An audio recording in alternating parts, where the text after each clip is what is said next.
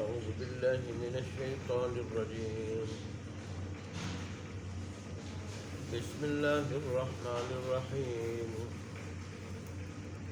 يوم تأتي كل نفس تجادل عن نفسها وتوفى كل نفس ما عملت وهم لا يظلمون. وضرب الله مثلا قرية كانت آمنة مطمئنة يأتيها رزقها رغدا من كل مكان فكفرت بأنعم الله فأذاقها الله لباس الجوع والخوف بما كانوا يصنعون.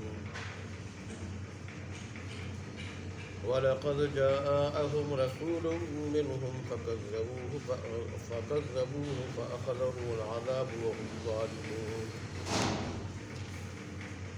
فكلوا مما رزقكم الله حلالا طيبا واشكروا نعمة الله إن كنتم إياه تعبدون. صدق الله مولانا العظيم وصدق رسوله النبي الأمي الكريم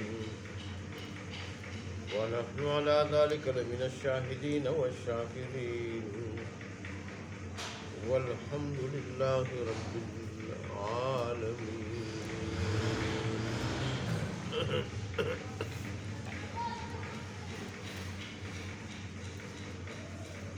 گزشتہ آیات میں اللہ تبارک و تعالیٰ نے اضطراری حالت میں کلمہ کفر زبان پر لانے کے احکام ذکر فرمائے تھے کہ ایسی اضطراری حالت کہ جس میں جان کو خطرہ ہو یا عضو کو خطرہ ہو تو اس حالت میں اگر کوئی کلمہ کفر زبان پہ لے آتا ہے اور دل ایمان سے مضبوط ہو تو اس کی اجازت ہے.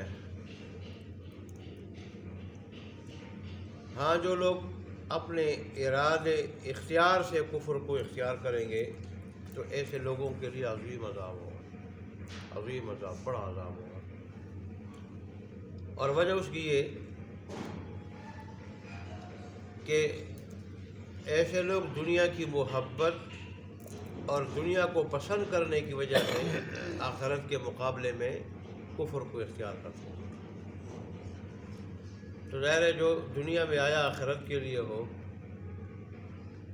اور دنیا میں رہ کر دنیا پر آخرت کو ترجیح دینے کے لیے آیا ہو، وہ الٹا کرے، دنیا کو آخرت پہ ترجیح دے دے اور آخرت کی تیاری نہ کرے تو ظاہر ہے وہ عذاب کا مستحق ہے، باغی اللہ تبارک و تعالیٰ کا.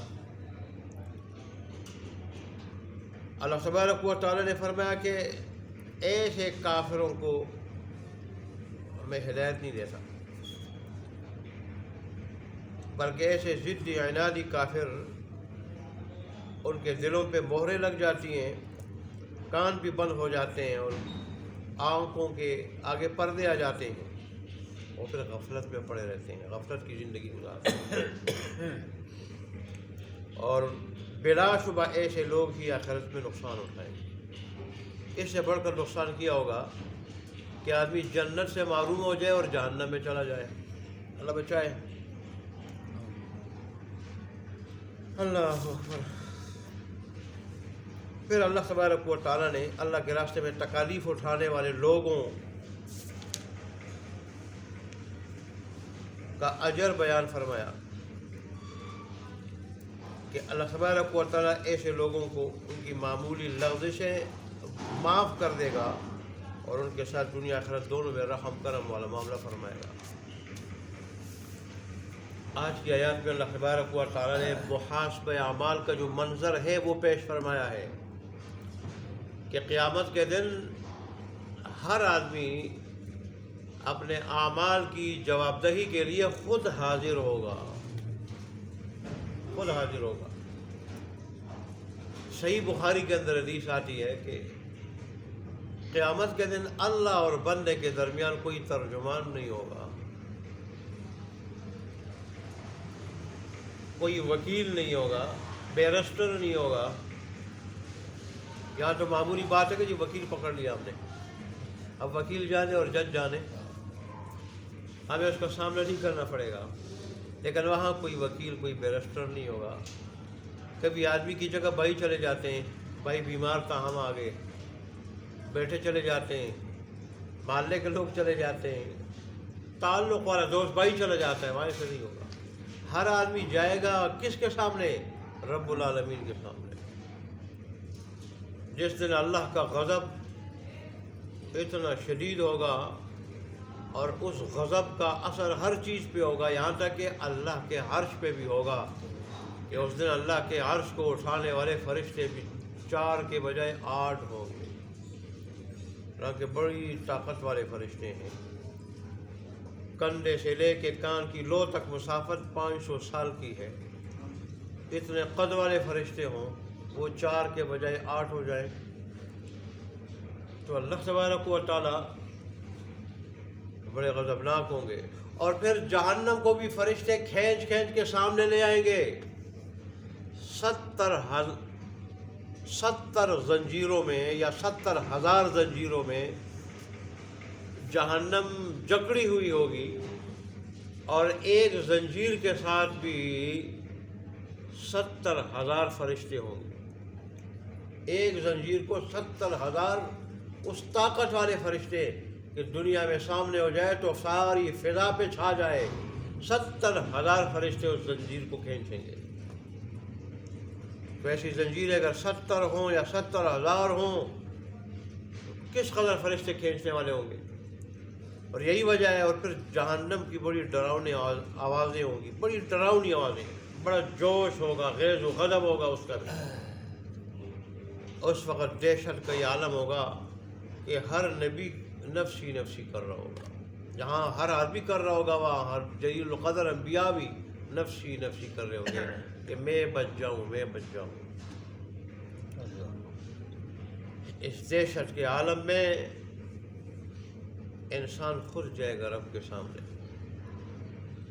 اور پھر اپنے نفس کی طرف سے نفس کا دفاع کرے گا۔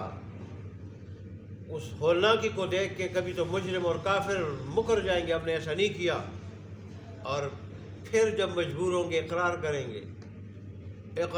گے۔ عجیب عالم ہوگا، رب کے سامنے جائے جب غیظ و غضب میں ہو اور خود اپنی پوری زندگی کا حساب دے دے، اور پھر وہاں درخت بھی، پتھر بھی، دیواریں بھی ذرہ ذرہ گواہی دے دے، یہ کرتا تھا۔ وہ سامنے ساری چیزیں حاضر ہو کے سارے کرتوت ظاہر کر دے، اور پھر ذرہ برابر عمل ہو وہ بھی سامنے آ جائے گا، سامنے بالکل سامنے موجود ہوگا۔ یہ زنا کیا، یہ بدنظری کی، یہ چوری کی، یہ ڈاکہ کیا، یہ فلانی غلط حرکت کی، یہ غیبت کی، یہ خیانت کی، وہ سارے عمل سامنے گئے۔ اب زنا بھی نظر آ رہا ہو، یہاں تو ادھر تو اعمال کے پھر جسم ہوں گے، نظر آ رہے ہوں گے، چھوٹے بڑے سارے سامنے آ جائیں، اس وقت پھر ذلت و رسوائی کا کیا حال ہوگا؟ جبکہ سارے رشتہ دار بھی ہوں گے، سارے انبیاء بھی ہوں گے، اور پھر رب کے سامنے چیزیں آ جائیں، پھر رب کہے گا میں نے تجھے اس لیے بھیجا تھا، میں جو وجود دیا تھا اس لیے، صحت اس لیے دی، جوان اس لیے دی تھی، طاقت اس لیے دی تھی، تجھے میں نے بے شمار نعمتیں عطا کی تھی، اس لیے عطا کی تھی بدبخت کہ تو یہ کام کرے، اور کیا جواب دیں گے؟ اللہ تبارک و تعالی ہمارے ہاتھ پہ رحم فرمائے۔ جو باتیں یہاں سنیں وہ لوگوں کو بتا دیا کرے، فرض ہے ہمارے اوپر، جیسے رسول اللہ نے فرمایا فَلْيُبَلِّغِ الشَّاهِدُ الْغَائِبَ، پس تم میں سے ہر ایک آدمی اس آدمی تک پہنچائے جو یہاں موجود نہیں، جو شاہد حاضر ہے وہ غائب جو موجود نہیں اس تک پہنچا دے۔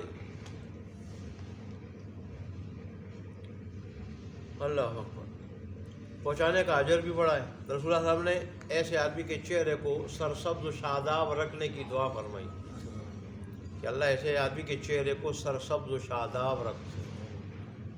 اور ظاہر چہرہ تب سرسبز و شاداب ہوتا ہے جب کسی قسم کا رنج نہ ہو، تکلیف نہ ہو، پریشانی نہ ہو، بے قراری نہ ہو،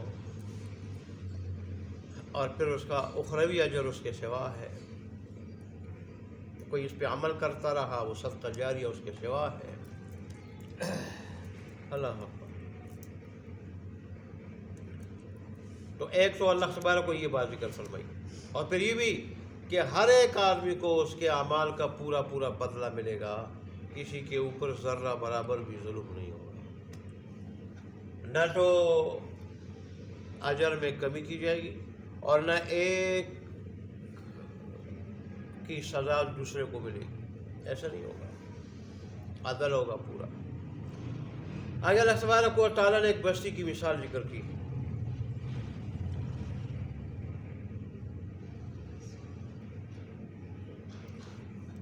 کہ وہ بالکل امن والی تھی، اطمینان والی تھی، سکون والی تھی، لوگ بڑے سکون سے رہنے والے، امن سے رہنے والے تھے، اور اس بستی کے پاس اس کا رزق ہر طرف سے بڑی وسعت کے ساتھ، فراغت کے ساتھ اور وسعت کے ساتھ اس کی روزی پہنچ رہی تھی، اس کا رزق پہنچ رہا تھا۔ لیکن پھر کیا کیا؟ بستی والے ہیں نا، پھر بستی والوں نے اللہ کی نعمتوں کی ناشکری کی،